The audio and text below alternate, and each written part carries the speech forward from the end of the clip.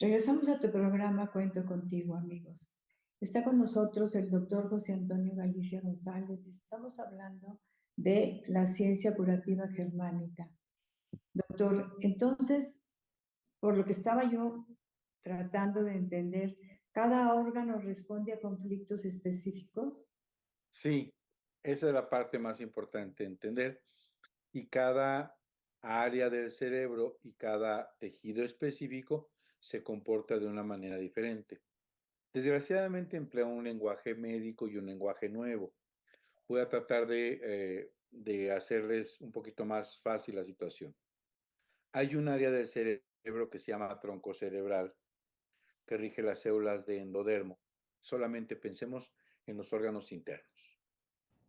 Cuando el conflicto está activo, las células crecen para mejorar la función de ese órgano. Cuando resuelve el conflicto, las células detienen su crecimiento y pasan a otra fase donde van a reducirse con ayuda de microbios especializados.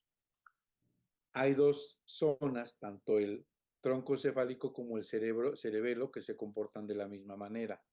En el cerebelo, las células que crecen son tejidos de protección, son derivados como por ejemplo pleura, peritoneo, pericardio, dermis. Y cuando hay este conflicto de ataque, crecen las células para proteger contra nuevos ataques.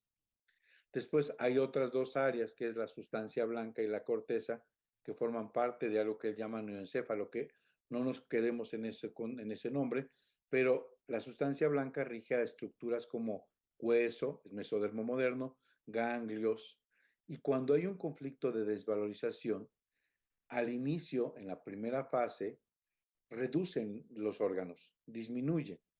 Y cuando llega a la solución del conflicto, estos ahora crecen. Entonces, hay un crecimiento del ganglio y es interpretado como una enfermedad. Hay un crecimiento del tejido óseo y es interpretado como enfermedad.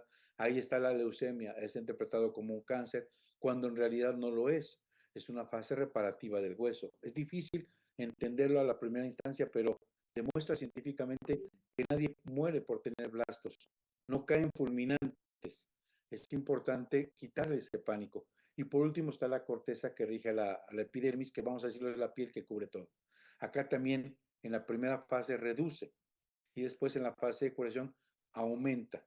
Este tejido celular que aumenta o multiplicación celular la ven como enfermedad. Hay dos tejidos que disminuyen en la primera fase y hay dos tejidos que aumentan. Y en la fase de curación, los que aumentaron van a disminuir y los que disminuyeron van a aumentar. Pero vamos a entrar en ejemplos. Un conflicto biológico de bocado o contrariedad va a activar un programa relacionado a un cáncer de intestino. Va a aumentar las células para poder digerir ese trozo que se quedó atorado, llamado enojo. En un animal sería un pedazo de hueso. Y entonces esas células que crecieron son mucoproductoras o absorbentes para tratar de deshacerse de ese bocado. Ese tejido excedente mejora la función del órgano. Lo que vemos como un cáncer de estómago o de intestino, en realidad es un mecanismo de supervivencia que hay que entenderlo y que para que deje de crecer hay que buscar y haber resuelto el conflicto. Por ejemplo, un conflicto de preocupación o pelea va a impactar al área interna, la parte acinar de la glándula mamaria. Ya les decía yo que si la mujer es diestra, la glándula mamaria es madre e hijos. La glándula derecha, lo que no es ni su madre ni sus hijos, su papá, su esposo, su hermana, etcétera. Y la mujer zurda es al revés. La parte derecha es madre e hijos y la parte izquierda es pareja. Entonces, preguntarle qué conflicto de enojo o preocupación en una persona y es importante que lo resuelva para que deje de crecer. En la mama también hay otro programa u otro tejido que es ectodermo, que son los conductos galactóforos. Ahí en los conductos galactóforos hay un programa que se llama conflicto de separación o pérdida de contacto. Me han arrancado de mi pecho y de mi alma a mi hijo, dice el doctor Hammer. Entonces el conducto galactóforo se ulcera, no crece como en el otro programa. Y esta ulceración es para que pase más nutricio y no se me vaya a morir.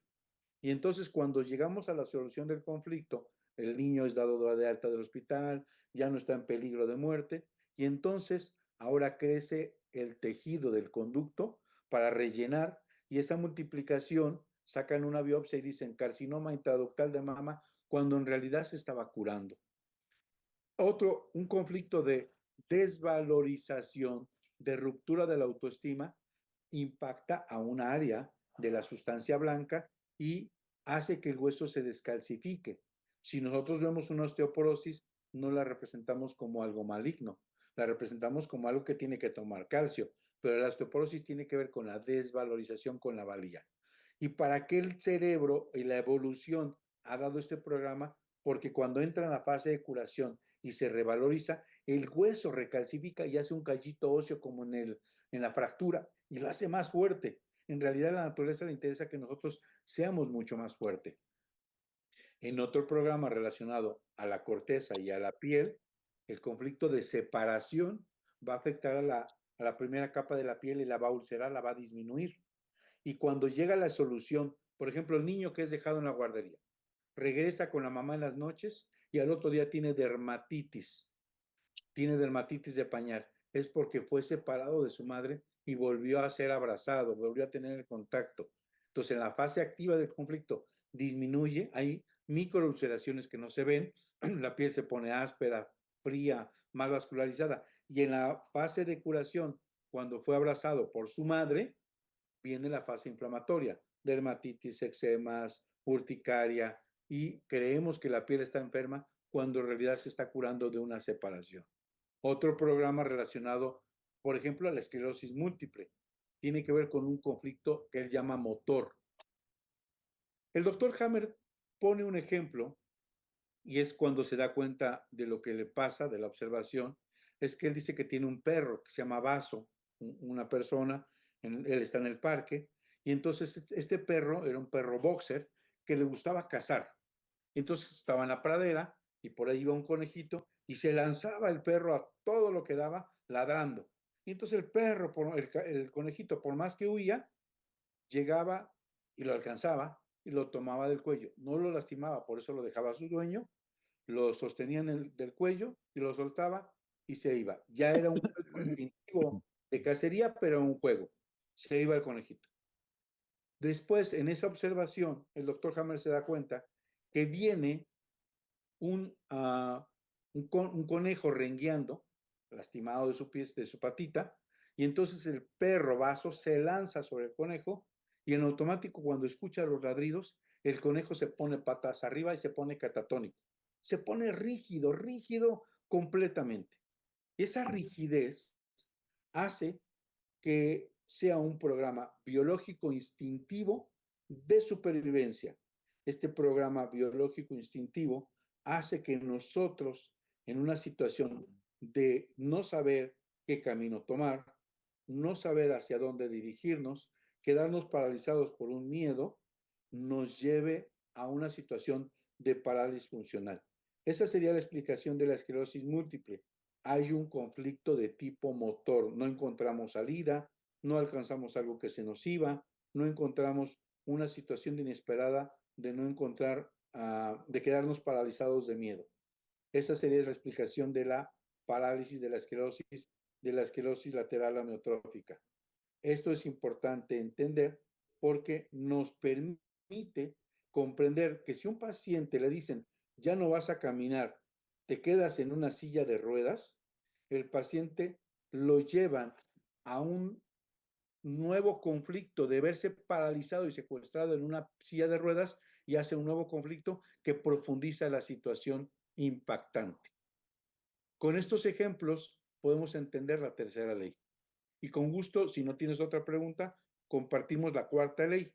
De hecho, he compartido un video que pueden ir pasando sobre en el reino animal, para terminar esta tercera ley, hay un camarógrafo que ve a un cervatillo siendo depredado por un leopardo. Y entonces, en ese contexto, se queda paralizado y no mueve nada. Después de un periodo de tiempo en el que es asustado por unos mandriles y unas hienas y deja catatónico, deja paralizado al cervatillo, pasa un tiempo después y en ese contexto empieza movimientos involuntarios. Aparece lo que llamamos en medicina o en la salud humana epilepsia. En realidad hemos visto la epilepsia como una enfermedad del cerebro aislada y en realidad es una crisis de curación que sales de ese conflicto de amenaza, de miedo a morir, de haberte quedado paralizado y después de esa convulsión sale y regresa como si nada. Pero si nosotros lo asustamos, le damos antiepilépticos, cortisona, le damos más sustos, más conflictos, eso se vuelve crónico. Entonces, entender desde este contexto la enfermedad cambia la postura para poder abordar y salir de esa cronicidad. Ahora, doctor, a mí me interesa esto. ¿Se puede dar su medicamento a un epiléptico, por ejemplo, estás hablando ahorita, y también trabajarlo con esta medicina? Sí, muy buena pregunta. Eh, yo poco a poco los medicamentos los vamos retirando poco a poco, les damos homeopatía para que disminuya. Hay quien es fuerte y deja la medicación, hay quien vamos poco a poco.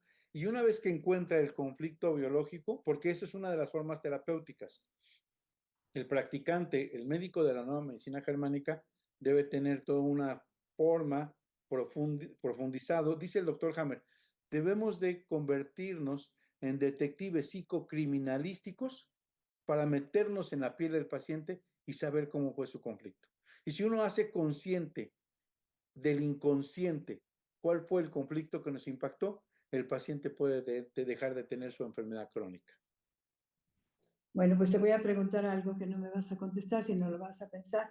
Entonces, la medicina del doctor Hammer dice que la enfermedad no es un error, sino respuesta biológica con un propósito. Piénsalo.